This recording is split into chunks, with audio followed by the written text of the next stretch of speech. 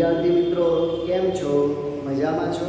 હા વિદ્યાર્થી મિત્રો, આજે આપણે ધોરણ 8 વિષય સામાજિક વિજ્ઞાન તેમાં આપણે પ્રકરણ નંબર 3 ભારતમાં રાષ્ટ્રવાદ. આજે આપણે ભારતમાં રાષ્ટ્રવાદ પ્રકરણનો આપણે અભ્યાસ કરવાનો છે. તો વિદ્યાર્થી મિત્રો, અગાઉ આપણે ચેપ્ટર ભણી ગયા છે પર્યાવરણીય પ્રદૂષણ. એ પર્યાવરણીય પ્રદૂષણ પ્રકરણની અંદર આપણે હવાનું, જળનું, જમીનનું પ્રદૂષણની એક સરસ મજાની વાત કરેલી. એ પર્યાવરણીય પ્રદૂષણ એ કયા કયા પરિબળો દ્વારા ફેલાવવામાં આવે છે અને એ અટકાવવા માટે કયા પગલાં લેવા જોઈએ, એની ખૂબ જ સુંદર વાત આપણે એ વિડીયોના માધ્યમ દ્વારા આપણે શીખ્યા હતા. પરંતુ આજે આપણે આગળનું પ્રકરણ છે ભારતમાં રાષ્ટ્રવાદ.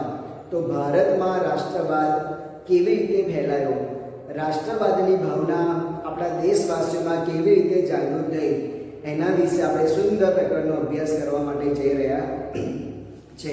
તો વિદ્યાર્થી મિત્રો, પહેલામાં પહેલું આપણા દરેકની અંદર એક પ્રશ્ન થાય કે રાષ્ટ્રવાદ એટલે શું? એમાં પાછું ભારતમાં રાષ્ટ્રવાદ. આપણે બધા નામ સાંભળેલું છે કે રાષ્ટ્રવાદ. તો રાષ્ટ્રવાદ એટલે આપણા ભારત દેશ પ્રત્યેની લાગણી. આપણે એક ભારતીય છે એવી એક લાગણી, આપણા ભારત દેશ પ્રત્યેનું ગૌરવ, આપણા ભારત દેશ પ્રત્યેની એકાત્મ ભાવના, જેને આપણે રાષ્ટ્રવાદ કહી શકીએ છીએ. એટલે કે આપણા દેશ પ્રત્યે તન, મન અને ધન એ ન્યોછાવર કરવાની જે ભાવના છે એને આપણે રાષ્ટ્રવાદ કહીએ છીએ. પહેલાંના સમયની અંદર જો આપણે વાત કરીએ તો આપણા દેશવાસીઓની અંદર આવી રાષ્ટ્રવાદની ભાવના જોવા મળી ન હતી. પરંતુ જેમ જેમ ઇંગ્લેન્ડમાં ક્રાંતિ, અમેરિકામાં ક્રાંતિ થઈ, ફ્રાન્સમાં ક્રાંતિ થઈ, ઇટાલી અને જર્મનીનું એકીકરણ થયું, આવા બધા યુરોપની અંદર પણ ક્રાંતિ થઈ. તો આવા બધા ફેરફારો થવાથી આપણા ભારતના દેશના લોકોમાં પણ આપણને એક જાગૃતિ જોવા મળી કે દરેક ભારતીયોને એવું લાગ્યું કે આ દેશ મારો છે, આપણું એક સ્વરાજ્ય હોવું જોઈએ, આપણું એક અલગ સ્વાતંત્ર્ય હોવું જોઈએ, આપણું એક અલગ રાષ્ટ્ર હોવું જોઈએ.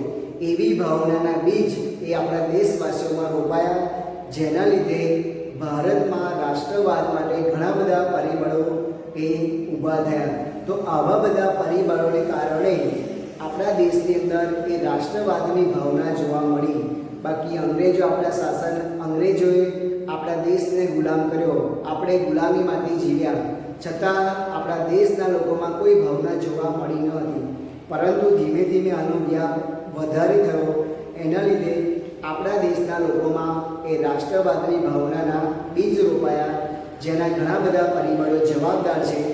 તો આપણી ભારતીય પ્રજા એટલે કે આપણા દેશવાસીઓની અંદર આ રાષ્ટ્રવાદની ભાવનાના બીજ કેવી રીતે રોપાયા અને કેવી રીતે આ બધું કાર્ય થયું, એના વિશે આપણે માહિતી મેળવીએ. તો સૌપ્રથમ આપણે વાત કરીએ તો પહેલું પરિબળ છે રાજકીય પરિબળ. તો રાજકીય પરિબળની આપણે વાત કરીએ તો અંગ્રેજો જ્યારે આપણા ભારતમાં આવ્યા, અંગ્રેજોએ જ્યારે ભારતમાં શાસનની શરૂઆત કરી, તો એ પહેલાં આપણા ભારતના દેશના લોકોમાં કોઈ રાજકીય એકતાનો આપણે જોવા મળી ન હતી. એટલે કે રાજકીય એકતાનો અભાવ જોવા મળ્યો હતો.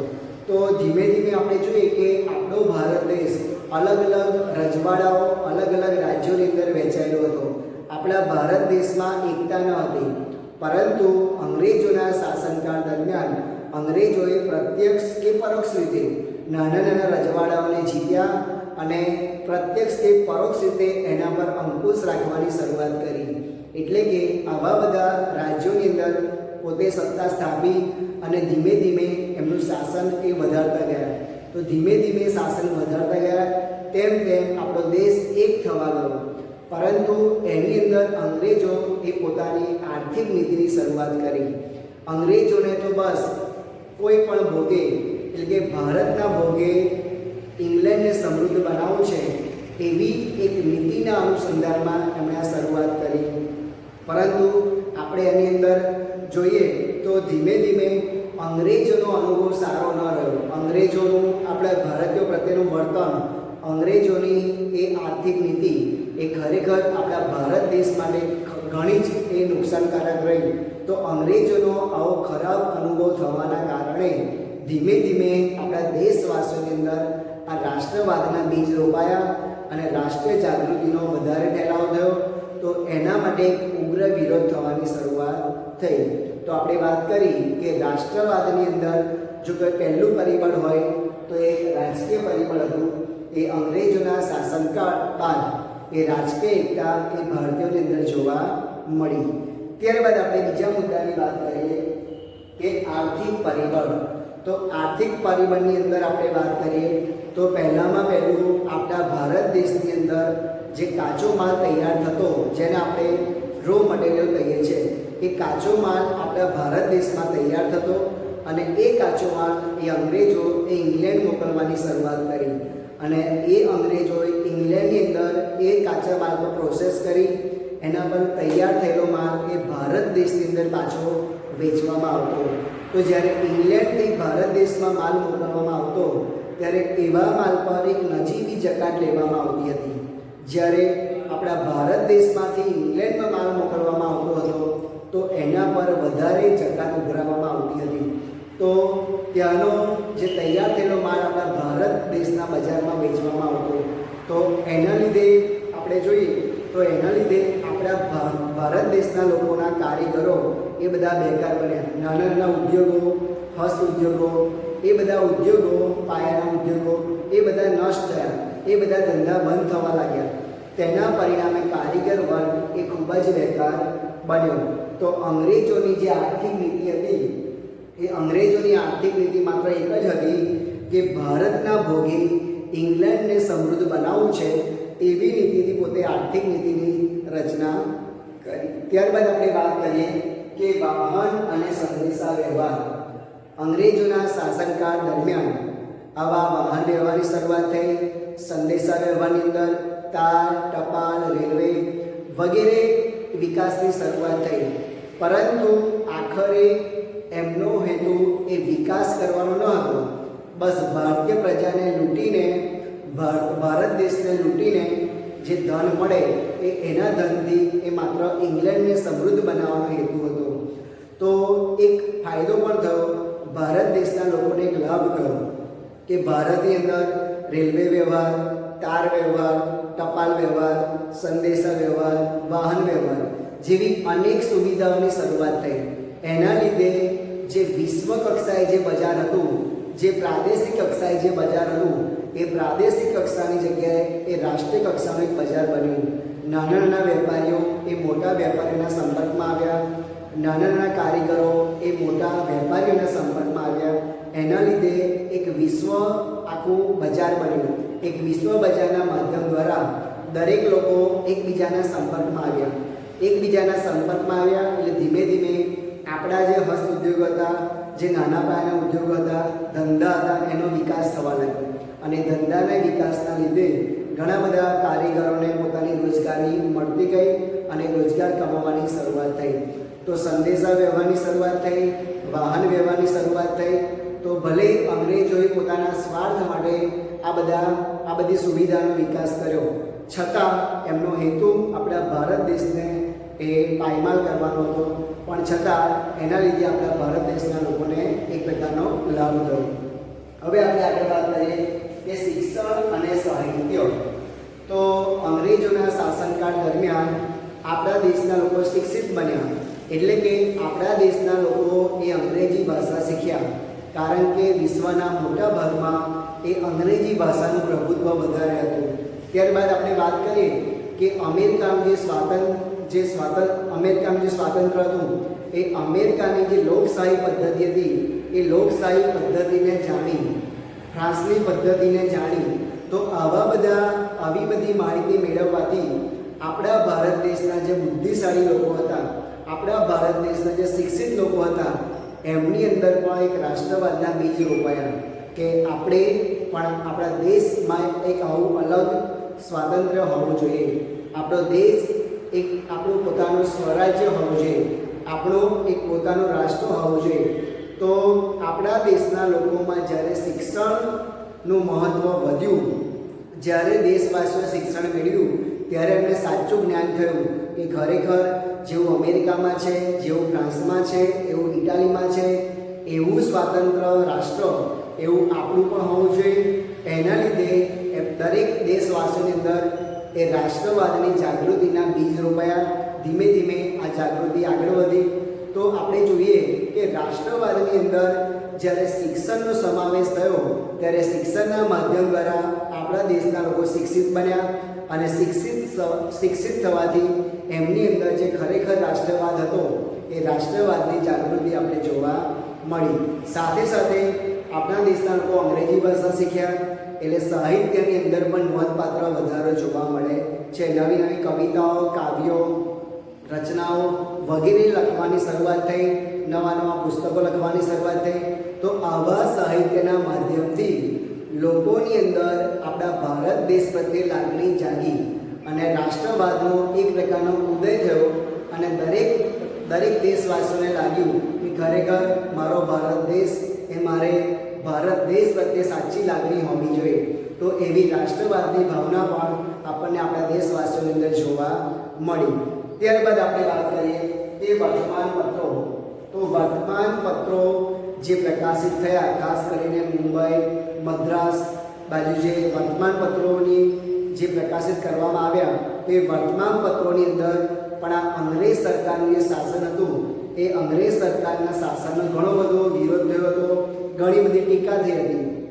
જેની સમજણ આપણા દેશના લોકોમાં પડી કે વર્તમાનપત્રોના માધ્યમ દ્વારા આપણા દેશવાસીઓએ આ વર્તમાનપત્રોનો અભ્યાસ કર્યો અને એના દ્વારા અંગ્રેજોની જે નીતિ હતી કે ભારતને કોઈ પણ ભોગે ભારતને પાયમાલ કરવો છે, તો એવી નીતિથી આપણા દેશના લોકોમાં જાગૃતિ આવી અને આપણા દેશના લોકો એ વિરોધની શરૂઆત થઈ. તો વર્તમાનપત્રોના માધ્યમ દ્વારા પણ આપણા દેશના લોકોની અંદર એ જાગૃતિના બીજ રોપાયા. અને ત્યારબાદ છેલ્લા મુદ્દાની આપણે વાત કરીએ, ભારતનો ભવ્ય વારસો. તો આપણા દેશના ઘણા બધા પુરાતત્વવિદોએ, ખાસ કરીને એલેક્ઝાન્ડર કનિંઘહામ આપણે વાત કરીએ તો એવા બધા મહાન પુરાતત્વવિદોએ એ અનેક સ્થળોએ ખોદકામ કર્યા છે અને અનેક સ્થળોએ ખોદકામ કર્યા બાદ એમાંથી જે અવશેષો મળ્યા છે એ અવશેષોમાંથી આપણી ભારતીય સંસ્કૃતિ કેટલી મહાન છે એનો એક પુરાવો એ આપને આપ્યો છે. અને ભારતીય સંસ્કૃતિના પુરાવાના માધ્યમ દ્વારા આપણા દેશના લોકોની અંદર ખરેખર આપણી જે સંસ્કૃતિ કેટલી મહાન છે એવી દરેકની અંદર એ ભાવના પ્રગટ થઈ. અને આપણે વાત કરીએ કે એવા ઘણા બધા સ્થળોએથી આ ખોદકામો કરવાની શરૂઆત થઈ અને આવા બધા ભારતની અંદર ઘણી જગ્યાએ પણ ખોદકામ પણ થયા. તો આપણો ભારતનો વારસો કેટલો ભવ્ય છે એવી ભાવના આપણા દેશવાસીઓની અંદર જાગી. તો આવો બધો આપણી ભારત દેશની સંસ્કૃતિ આટલી મહાન છે. તો આવા ખોદકામો દ્વારા, આવા અવશેષો દ્વારા આપણને માહિતી મળી કે વિશ્વની અંદર આવી બીજી કોઈ સંસ્કૃતિ નથી, આપણા ભારત દેશની સંસ્કૃતિ એ મહાન છે એવી ભાવના દરેકમાં પ્રગટ થઈ અને દરેક દેશવાસીઓની અંદર એક રાષ્ટ્રવાદની ભાવના પેદા થઈ કે આ રાષ્ટ્ર મારું છે, આ રાષ્ટ્ર પ્રત્યે મારી લાગણી છે, મારી વફાદારી છે. તો એવી રાષ્ટ્રવાદની ભાવના દ્વારા દરેક આપણો ભારત દેશના લોકો બધા એક થયા અને એક થયા બાદ એ અંગ્રેજ સરકારનો વિરોધ થવા માંડ્યો અને એ સરકારના વિરોધ બાદ ખાસ કરીને 1857નો જે સ્વાતંત્ર્ય સંગ્રામ થયો એ સ્વાતંત્ર્ય સંગ્રામ નિષ્ફળ જ્યારે ગયો ત્યારે નિષ્ફળ ગયા બાદ ઘણા બધા આપણા ભારતીયોની અંદર આ ભાવના જાગી હતી કે ખરેખર આપણે આપણા રાષ્ટ્ર માટે લડવું જોઈએ, આપણા દેશ માટે આપણે વિરોધ કરવો જોઈએ. તો એવી ભાવના દરેક દેશવાસીઓની અંદર જોવા મળી હતી. તો વિદ્યાર્થી મિત્રો, આપણા ભારતની અંદર જે રાષ્ટ્રવાદ ઊભો થયો એના માટે આ 6 પરિબળો જવાબદાર છે જે આપણે વાત કરી: રાજકીય, આર્થિક, વાહન અને સંદેશા વ્યવહાર, શિક્ષણ અને સાહિત્ય, વર્તમાનપત્રો, ભારતનો ભવ્ય વારસો. તો આવા બધા પરિબળો દ્વારા આપણે જોઈ શકાય કે ભારતની અંદર રાષ્ટ્રવાદની શરૂઆત થઈ. હવે આપણે એક સરસ મજાનો વિડીયો નિહાળીશું. પ્રકરણ 3, ભારતમાં રાષ્ટ્રવાદ. રાષ્ટ્રવાદ ઉત્પન્ન કરતા પરિબળો. સારાંશ: રાષ્ટ્રવાદ એટલે પોતાના રાષ્ટ્ર પ્રત્યે એકાત્મતા અને ગૌરવની ભાવના. જરૂર પડે પોતાના રાષ્ટ્ર પ્રત્યે તન મન ધન ન્યોછાવર કરવા તૈયાર રહેવાની ભાવના. આધુનિક રાષ્ટ્રવાદનો સૌપ્રથમ ઉદ્ભવ યુરોપમાં થયો હોવાથી નવજાગૃતિ, ધર્મ સુધારણા, અમેરિકા અને ફ્રાન્સની ક્રાંતિઓ, ઇટલી અને જર્મનીનું એકીકરણ વગેરે પરિબળોએ યુરોપમાં રાષ્ટ્રવાદનો ફેલાવો કરવામાં મહત્વની ભૂમિકા ભજવેલી છે. બ્રિટિશરોના સંપર્કના પરિણામે ભારતીયોના રાજકીય, સામાજિક, ધાર્મિક અને આર્થિક દૃષ્ટિકોણમાં ફેરફાર થયા. સૈદ્ધાંતિક સમજ. 1. રાજકીય. અંગ્રેજોના શાસન પહેલા આપણા દેશમાં રાજકીય એકતાનો અભાવ હોવાથી ભારત નાના મોટા રજવાડામાં વહેંચાયેલું હતું. આમ અંગ્રેજોએ ભારતના ઘણા રાજવીઓને હરાવીને મોટા ભાગના ભારત ઉપર પ્રત્યક્ષ કે પરોક્ષ રીતે અંકુશ સ્થાપ્યો અને એક સરખું વહીવટી તંત્ર અમલમાં મૂક્યો. 2. આર્થિક. અંગ્રેજો ભારતમાંથી કાચો માલ ઇંગ્લેન્ડ લઈ જતા અને ત્યાં ઉત્પાદિત કરેલો તૈયાર માલ ભારતના બજારોમાં વેચતા. ઇંગ્લેન્ડ તરફથી ભારત આવતા માલ પર નજીવી જકાત લેવાતી, જ્યારે હિન્દમાં ઉત્પન્ન થતા તૈયાર માલ ઉપર વધુ જકાત લેવાતી. પરિણામે ભારતમાં ઉત્પન્ન થયેલો માલ મોંઘો પડતો. આમ આ હરીફાઈમાં ભારતના હસ્ત ઉદ્યોગ ટકી શક્યા નહીં.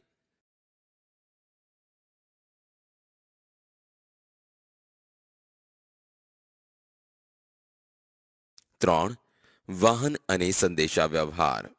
ભારતમાં રેલવે, તાર, ટપાલ, જમીન તથા જળ વ્યવહારના માર્ગો લશ્કરી, આર્થિક તથા રાજકીય કારણોસર વિકસાવવામાં આવ્યા હતા. છતાંય તેનાથી દેશના લોકોને લાભ થયો. તેમના સંપર્કો વધવાથી જ્ઞાતિ, કોમ અને પ્રદેશના ભેદભાવો ઓછા થયા. રાષ્ટ્રીય નેતાઓ તેમના વિચારો તથા યોજનાઓ પ્રજાના તમામ વર્ગોમાં ફેલાવી શક્યા. પ્રાદેશિક કક્ષાને બદલે રાષ્ટ્રીય કક્ષાની નેતાગીરી ઊભી થઈ.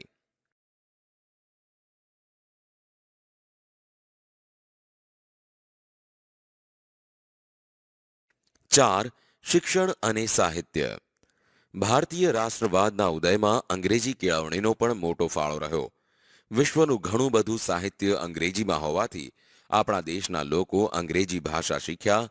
આ કારણે અમેરિકન સ્વાતંત્ર્ય સંગ્રામમાંથી લોકશાહીની તથા ફ્રાન્સની ક્રાંતિમાંથી સ્વતંત્રતા, સમાનતા અને બંધુત્વની ભાવનાની પ્રેરણા મળી. દેશની પ્રાદેશિક ભાષાઓમાં નવલકથાઓ, નાટકો, વાર્તાઓ, કાવ્યો અને ગીતો વગેરે લખાયા, જેણે રાષ્ટ્રભક્તિનો સંદેશ આપ્યો.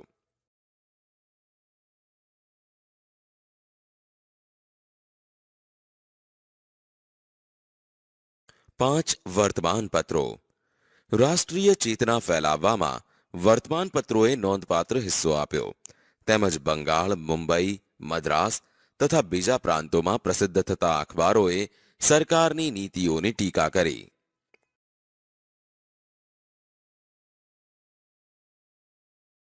6. ભારતનો ભવ્ય વારસો. પાશ્ચાત્ય પુરાતત્વવિદ એટલે કે એલેક્ઝાન્ડર કનિંઘહામ તથા તેના મદદનીશોએ ભારતના અનેક પ્રાચીન સ્થળોએ ખોદકામ કર્યા.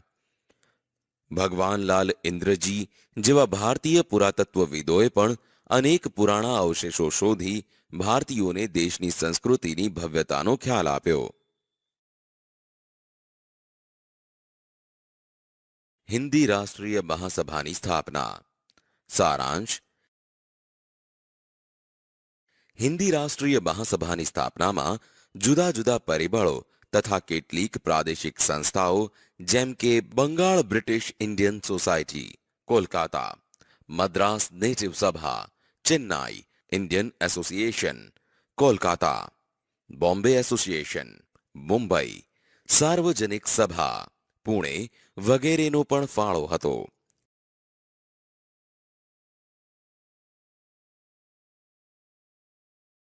સૈદ્ધાંતિક સમજ. સર એલન ઓક્ટેવિયન હ્યુમ નામના નિવૃત્ત અંગ્રેજ અધિકારીને ખાતરી થઈ ચૂકી હતી કે બ્રિટિશ સામ્રાજ્ય ઉપરથી દેખાય એટલું સલામત નથી. આમ 1857ના સ્વાતંત્ર્ય સંગ્રામની ઘટના ફરીથી ન બને તે માટે બંધારણીય સંસ્થા સ્થાપવાનો વિચાર તત્કાલીન વાઇસરોય ડફરીનને સમજાવી કરવામાં આવ્યો.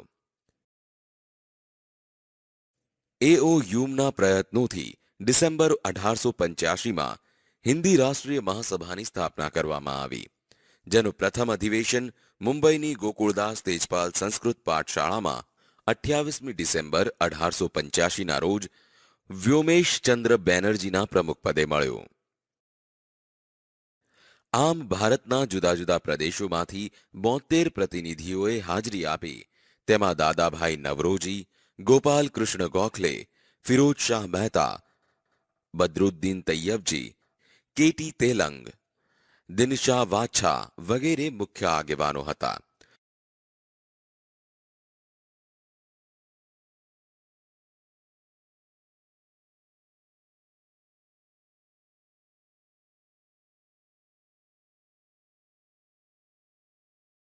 બીજું અધિવેશન 1886માં દાદાભાઈ નવરોજીના પ્રમુખપદે મળ્યો, જેની સભ્ય સંખ્યા 432 હતી.